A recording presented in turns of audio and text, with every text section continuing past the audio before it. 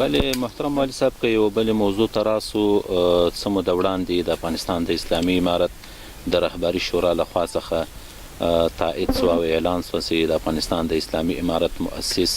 او زعیم مرحوم علی قدر امیر المؤمنین ملا محمد عمر مجاهد رحمه الله له دې دنیا څخه انتقال وکړ او پر ځای د علماو د شورا لخوا او د افغانستان د اسلامي امارت د رهبري شورا لخوا او د نورو مخورو پوځي قمندانانو په تایید باندې پر ځای باندې د افغانستان د اسلامي امارت نوی امیر ملا اختر محمد منصور حفظه الله وټاکل سو. دې ستر تحول خو دلته پر مجاهدینو باندې څه اغیزه نه لرلې. د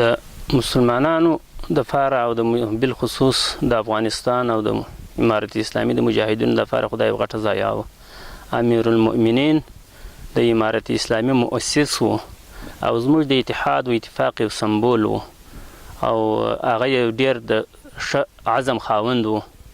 او تر دغه نن وخته پورې چې دی حیات و په یو ډېر ښه جرأت په یو ډېر ښه عزم په یو ډېر ښه ایمانداري سره اسلام او ملت او افغانستان ته خدمت وکړي. موږ چې د وفات خبر سولو اول چې زه خبر سوم په داسې حال کې زه خبر سوم چې د جنګ په کرښه کې وم خو زما پر مرال باندې دا تاثیر نه دی کړی چې زه کمزوری سم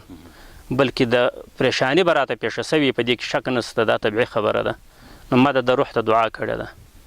الله شاهد دی په داسې باغ کې ناست یم لکه اوس چې ناست یم او ما سره یو کس بل ناست و هغه هم راته وویل نور زه یوازې مخصوصا پاتې سوم په هغه باغ کې بیا ما لمونځ کړی دی د روح ته مې دعا کړې ده او دا ماته نه و معلومه چې څوک د پر ځای جانشینه کېږي ماته نه و معلوم خو دا دعا مې الله ته وکړه چې څوک یې جانشینه کېږي دغه ته توفیق ورکړه. ملا محمد عمر مجاهد هم یو ستا یو بنده و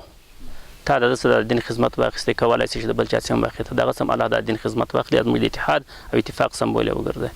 نو په کومه ورځ چې بیا اعلان وسو د دې هم زه په افغانستان کې دلته موجود وم په دغه خپله ساحه کې په خپل ولایت کې هم د جنګ په کرښه کې وم په داسې حال کې وم چې په هغه وخت کې موږ هغه د نوزاد ولسوالۍ مسلسل بریدونه شروع کړي وه چې بیا بالاخره فتح سوله په دغسې وخت کې زه خبر سولم. نو ما دا بیرته دغه دعا خپل مقرره کړې ده خو شخصا مې د دې چا نوم اخیستی دی چې مقرر سوی دی د دغه دپاره چې دا د مسلمانانو امیر مقرر سوی دی خصوصا د امارت اسلامي د امیر او دغه د مؤسس جانشین مقرر سوی دی بلکې مخکې هم نائب و وروسته چې بیا مقرر سو نو بیا موږ په دې کې هیڅ سوال موږ ته نه دی پیدا سوی بلکې موږ خپل بیعت اوس هم اعلانوو په هغه وخت کې مې د مخابرې د لارې هم اعلان کړی دی او د مجاهدینو دغه د هلمند ولایت په نمایندګۍ باندې مجاهدینو ما تر اوسه پورې داسې مجاهد نه دی لیدلی چې هغه دې ووایي چې یاره هغه نو دا و دا دا و یعنې هغه مې خوښ و دا مې ناخوښه دی بلکې پریشان به ټوله یې خو دا وینم چې د هغه روح ته دعا کوي ارمان پسې کوي او د اوسنی امیر چې دی در بیعت نه بغیر ما بله خبره ده دغه د سنګر د مجاهدینو څخه په خپل ولایت کې ما تر اوسه نه ده اورېدلې او نه به انشاءالله وسي ځکه دا مجاهدین ټول په دې باندې پوه دي چې امیر المؤمنین 14 کاله داسې د پردیسۍ ژوند تېر کړي چې خپل بچیانو سره نه دی لیدلی سوی زه په دې باندې معتقد یم چې نه دی ورسره لیدلی سوی ما ته دا معلومات شته د څه دپاره دا موږ ټولو ته معلومه ده چې امیر المؤمنین یو ارمان دا و چې د دې امریکایانو سره زما د هغه وخت د اعلان پای دی چې زه موجود وم د امیر المؤمنین چې څه وخت موږ دوی سره بیا سترګې سره پناه کېدلې یوه ورځ مخکې چې موږ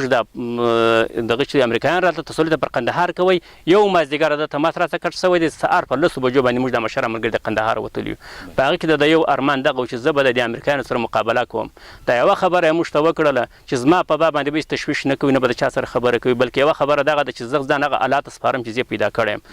دا خبره ده کول بوش وایي چې زه دې غواړم یا مړ یا ژوندی الله رب العزت به زه دې حافظ یم وبګورو چې د بوش فیصله حقه ده که د الله د الله پر فیصله اعتماد وکړي د بوش ارمان د سره نسو ملا محمد عمر مجاهد خو یو نفس و انسان خامخا به مرګ ورته راځي خو د بوش و د امریکایانو ارمان پر ځای نسو الله رب العزت حفاظت وکړي او تر دغه وخت مقابله وکړي د څه دپاره کول دغه ارمان و چې د امریکایانو مقابله وکړي د خپل ملت و د خپل دین و د خپل ناموس د خپل عزت حفاظت وکړي د دې لپاره قرباني ورکول دغه قرباني یې ورکړله چې دی په محبس کې نه و لیکن بیا هم د داسې ځای کې ځانګړی ژوند وکړي چې دی خپل د ځان د حفاظت په خاطر او د دې امارت اسلامي د حفاظت په خاطر د قرباني ورکوله چې ځان بیا دغسې په یوازیني ځانګړتوب کې ژوند تیر کوي او قرباني یې ورکړه بالاخره هلته یې وفات وکړي نو د دغه ارمان مو چې د دې کفارو د دې ظالمانو سره مقابله وکړي او د هغوی سره جهاد وکړي او د هغوی دا ارمانونه د خاورو سره خاورې کړي. نو هر مجاهد فکر کوم چې اوس په دغه عزم دغه سره ورسره چې زه د امیرالمؤمنین دا ارمان پوره کوم چې زه مجاهدین متحد وساتم، د کفارو سره مقابله وکړم او په خپل ملک اسلامي نظام قائم کړم. دا زموږ عزم دی، دا مو وعده ده. که نن اختر محمد منصور هم نه یو بل څوک زموږ امرا و زموږ رهبران و موږ ته شورا مقرر کړي بیا هم مشکل نه لرو، ځکه دا ټول انسانان دی، ټولو ته مرګ راځي، یو وخت به راځي ورته، یا نن یا سبا. نو دا به موږ غواړو چې موږ د مسلمانانو دا صف متحد وساتو، د خپل عمراو پر قدم قدم کښېږدو، د اختلاف څخه ځان وساتو او زموږ د دوی سره یقینا د امیر سره داسې بیعت دی، داسې وعده مو ده لکه د هغه سره چې مو څنګه کړې وه، او بلکې تر هغه به هم زیات کوو، ځکه په هغه باندې یو اتفاق و اتحاد د اول له سره راغلی و، تاسیس یې داسې راغلی و. دا په مابین کې چې موږ ته کفار او د کفارو استخباراتي شبکې هم ډېرې راته متوجه دي. کفار یو دا غواړي چې مسلمانان سره په اختلاف کې واچوي. د جنګ په ډګر کې خو د ملا محمد عمر مجاهد په وخت کې دغه وخوړه، شکست وخوړه، په دې کې شک نشته، دوی شکست خوړلی دی، د هغه د وفات څخه مخکې لا دوی شکست خوړلی دی. خو یو خبره د دوی چې د هغه اوس ډېره په کار اچولې لکه د مسلمانانو په منځ کې اختلاف، نو هغه انشاءالله هر مجاهد په دې پوه دی. په دې دغه کې مجلس کې بعضې کشران مجاهدین به موجود وي، یعنی چې اوس قسم ورته ورکړي د هغه په دې باندې پوه چې دا کفار چې اوس په دغه کې په دا راډیوګانو په دغه کې میډیا کې دا نارې ورکوي د اختلاف، ایا دا به اوس واقعات وي که به تبلیغات وي؟ دا به هر مجاهد درته وایي چې دا تبلیغات دي، فقط د مسلمانانو دپاره د اختلاف یو زمینه سازي کوي، نور هېڅ مشکل هم نشته. او موږ په دې معتقد یو چې انشاءالله مشکل به نه وي. مشکل به نه سره موږ د دوی سره بیعت دی، د دغه امیر سره دغه امیر په قیادت کې به موږ داسې جهاد کوو لکه د ملا محمد عمر په مجاهد په قیادت کې مو کوئ. موږ نه جهاد د ملا محمد عمر مجاهد دپاره کړی دی، نه د اختر محمد منصور دپاره کوو. موږ جهاد د الله رب العزت دپاره کوو، خو د امیر چې دی دا یو شرعي شی دی زموږ دپاره چې دا به خامخا وي. نو زموږ ته هېڅ دغه نه ده، که دا وي که هغه وي، زموږ سره بیعت دی، دعا ورته کوو چې الله توفیق ورنصیب کړي او خیرخواهي به کوي چې په هغه موږ مکلف یو.